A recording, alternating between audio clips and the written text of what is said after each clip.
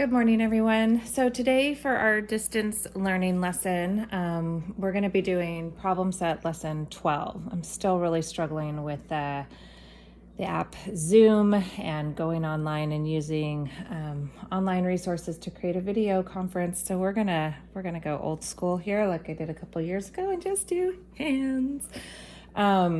So before we get started into the problem set, what I wanted to do, sorry, I had to catch my thought there, was just kind of review area, okay? So if this figure was 7 by 4, let's say, right? Area means we are trying to find this space on the inside. And I'm not gonna grid this, I'm just gonna go ahead and use the area model because, you know, we're well past this module. But to calculate that, right, what do we use to find area? We use the length, right, which is the longer side, length times width. So our problem would be 7 times 4. And in this case, I didn't put any units of measurement, so I'm going to add inches there. So our area would be 7 times 4 is, 28 inches. And then to show that as area, we can put the squared symbol, because remember, it's as if we're filling this with a gridded figure, and so we're working in square units. So with this concept, one of the things that's one of the harder things in 3rd grade is to kind of mentally organize, right? I talked about creating those filing systems. What is the calculation? What are the calculations needed for area? What are the calculations needed for perimeter? And what do they both mean? You really have to kind of keep those organized and separate in your mind because they both connect to the exact same figure. All right, today's lesson is really focused on being able to measure unidentified side lengths and kind of reason your way around that figure as well. So you can also identify times where maybe you don't have to identify every single side length. So on this one, number 1, measure and label the side lengths of the shape below in centimeters, then find the perimeter of each shape. Hopefully you have a ruler at home, but again, if you don't, you can just make your best approximation at this point. I understand not everybody, left the classroom and is home with everything they need. So I want you to use your estimation skills instead, right? So a centimeter is going to be pretty teeny. Okay, it's almost like you're pinching your fingers together. So here we can see that this side length is 3 centimeters. And when I look at this particular figure, what do I notice about it? Yeah, it looks like it's even on all sides, right? This side length, this side length, this side length, they're all equivalent. So I'm gonna go ahead and continue here. And actually I use the word equivalent, but a better geometry term would actually be congruent, right? So congruent side lengths are sides that are identical in length and shape. Here we have a 3 and a 3. And if I just wanted to double check, right, I can tell that this is also going to be 3 because this is basically a square on one of its vertices. Okay, so here I would have 1, 2, 3, 4 side lengths, and they are all congruent. So I'm going to put them down, and I have 3. When I see 3 repeated 3s like that, and I'm using addition, what kind of math is the shortcut? 1, 2, 3, 4. I have 4 3s, which would give me 12. Now, I don't want you to, I'm going to discourage you from writing multiplication statements on these figures where it could be used. This can be used because all the side lengths are congruent, but I have found that it's better to keep perimeter separate from area in terms of the math you use, just to keep it a little more straight in your head in the beginning. So I just would recommend writing it out, 3 plus 3 plus 3 plus 3. Okay, moving on. The next one is a 1, 2, 3, 4, 5, 6-sided figure. Do you remember the name of that one? Yep, it's a hexagon. Okay. So this hexagon, let's see if it's a regular hexagon. So that's language actually that we touched on before we went to school. This one also has side lengths of 3 centimeters. So does anybody remember what a regular hexagon has? So regular doesn't just mean it's how we typically see it. Regular means that every side is of equal length and every angle is of equal size. And this hexagon is actually a regular hexagon. All of its side lengths are the same. And were I to take a protractor and measure, or even my right angle tool, I could see that these angles are all congruent. So if I have a 6-sided figure, they're giving us this line, and honestly, they probably want us to write a multiplication problem, but I'm gonna actually advise you not to. So we have 3 6s. 1, 2, 3, 4, 5, 6. Perimeter is adding up this set of side lengths that runs all the way around. So 3 6s, right, in our mind equals 18. Hopefully you've done your math warm up and your brain is ready to do those calculations this morning. Okay, C, let's take a look at C. What do you think? Do you think it's going to be a regular polygon? Do you think it has all equal side lengths and all equal angles? So side's about 4 centimeters. And this side is also 4 centimeters. It's a little deceiving, huh? It looks like it could maybe be longer. So I'm going to pause here. Do I really need to measure this side length? Well, we know that these 2 sides are going to be the same based on their position, their sizing, the fact that we can now tell it's a quadrilateral. Does anybody know what type of quadrilateral this is? If you said rhombus, you are correct. So this shape is a rhombus. These angles here are going to be congruent. You can see they're not right angles, right? Because they're not making that perfect L. And then these 2 angles are also going to be congruent. I don't have my protractor. I'm not going to measure them, but they're just things to kind of pay attention to. So if these 2 angles are not the same as these 2 angles, then it is not a regular polygon. So, whoops, sorry. So I have 4, 4, 4, 4, right? Again, I have 4 4s, and you're going to really want to touch your sides so that you make sure you get your count correct. These shapes are relatively familiar, but we will get into some more unusual ones as we go on. So we have 1, 2, 3, 4 4s, and 4 4s is the same as 4 times 4, which would equal 16. Now notice, I don't have any square units on any of these measurements. Do you know why? If you said it's because I'm measuring the outside edges, you're exactly right. This is a line, right? This shape is not a square or a grid, and it's not the space on the inside. It is just the edge, it's just the line, it's just a regular old line. So even though we're calculating the total length of that line going around, it's still working in just centimeters and not square units. All right, what's this shape? Yes, of course, triangle. Not even going to write that one down because I know we all know that one. Okay, so this side is 6 centimeters. And this side is 5 centimeters. So right away we know it is not a what? Right, it is not a regular triangle.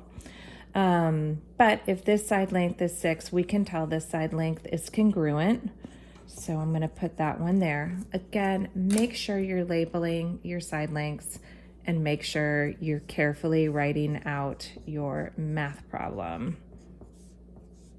Okay, so I have a 6 plus a 5 plus a 6. Now, thinking of this in my mind, strategy-wise, I'm going to think 6 plus 6 is 12, and 12 plus 5 is 17. So I have 17 centimeters. And moving on down to this one, I've got, let's see, again, we have to measure, so you want to make sure you're kind of using one, right, to press and take a look. So we've got 6 centimeters here. And if I go on this side, I've got 3 centimeters here. And here is another 3. So just make sure you're always lining up the 0. Now, when you're measuring around this way, you really need to make sure that you're hitting all the sides, okay? It can be kind of a common mistake to think you have them all, but to realize that you actually forgot one. See how I'm going really like systematically around this thing? Well, I shouldn't call it a thing, right? It's really a polygon. That would be the more appropriate thing to call it. Okay, so now let's see how many sides this is. This is 1, 2, 3, 4, 5, 6 sides. So this is actually a what? It's a hexagon. Does not look like a hexagon, right? But it is a 6-sided closed figure, so therefore it is a hexagon. There's nothing regular about it, we can tell. So when I go to set this up, I'm looking here and I can see I've got all these nice 3s right in a row. So I'm going to go 1, 2, 3, 4. So I have 4 3s, 1, 2, 3, 4. And then I have an additional 1 centimeter here and a 6 centimeter here. So another thing I recommend is as you go to check them off, because some of our figures as we move through this module are going to get more complicated and you're not going to want to miss any and be off by just a couple centimeters. So here I have 1, 2, 3, 4 3s, which is 12, right? And then I can pull this up, plus a 1 and a 6 would be 7. So 12 and 7. That looks like a 17 because I was pulling up my 1 before I decided to continue this strategy there, is 19. So that side is 19 centimeters. All right, let's move on to the back. Carson draws two triangles to try to create the new shape below. Use a ruler to find the side lengths of Carson's shape in centimeters, and then find the perimeter. Okay, so the side lengths of his shape. So I have something that is not quite, let's see, oh, the perimeter. Look at what line I went straight for. I went straight for this line. Guess what? That's the trap. Don't fall into the trap. Is this part of the perimeter of this shape? Think why not? It's not, because it's in the middle, right? So really, we're going to take a look at this part of the figure. They put that line there to trap, and it pulled my eye right to it. Good thing I caught it and didn't fall into it. So if I'm looking here, I'm really just measuring these side lengths. This is 3. I can tell that this is going to be all congruent side lengths. This is going to be 3. And if it's an identical triangle underneath or a congruent triangle upside down, same size, same shape, it's going to be a match. So again, I am not going to add in this side because it is not part of the perimeter. Let's see, find the perimeter. We have 1, 2, 3, 4 side lengths. 3 fours is the same as 3 times 4, which is 12. Okay, the perimeter is 12 centimeters.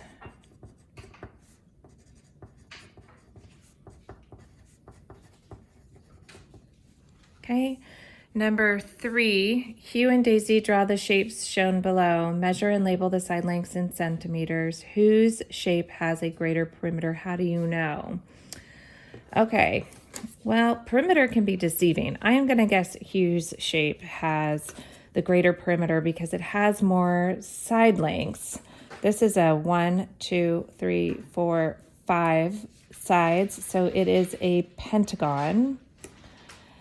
So this side length is 3, and these are 3. I believe this is going to probably be all even. Yep, all of my side lengths are the same.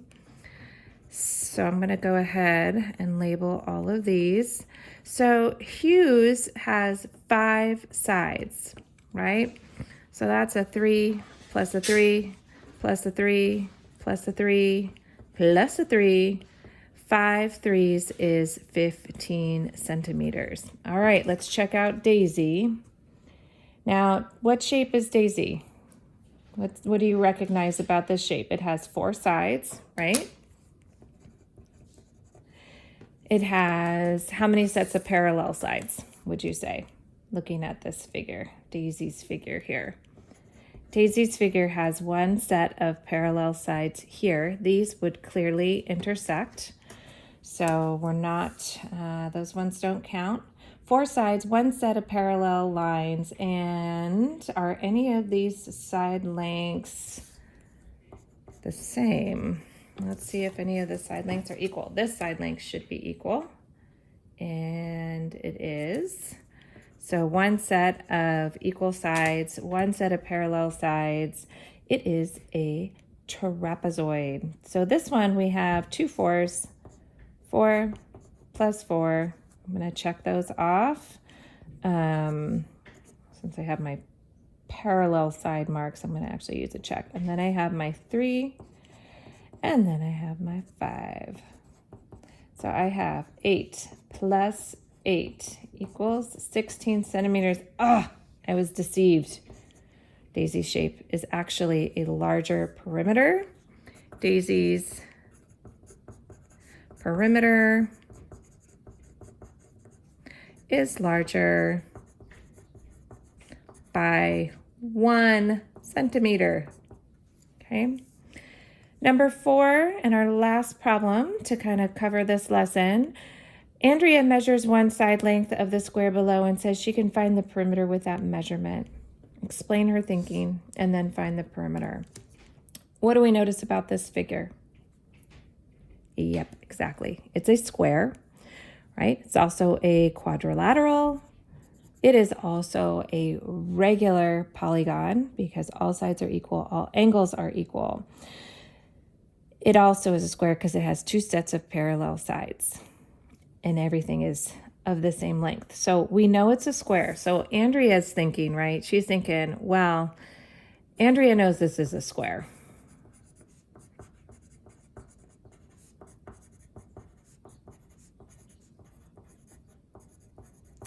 And since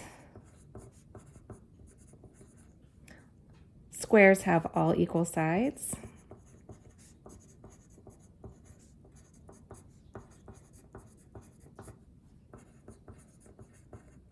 she just needs to know 1.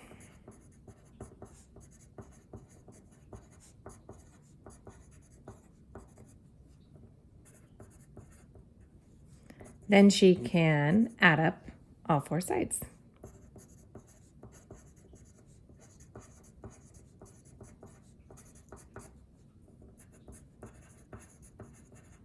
So 4, 4, 4, 4. It's 4 fours. 4 plus 4 plus 4 plus 4 equals 4 times 4, which is 16 centimeters.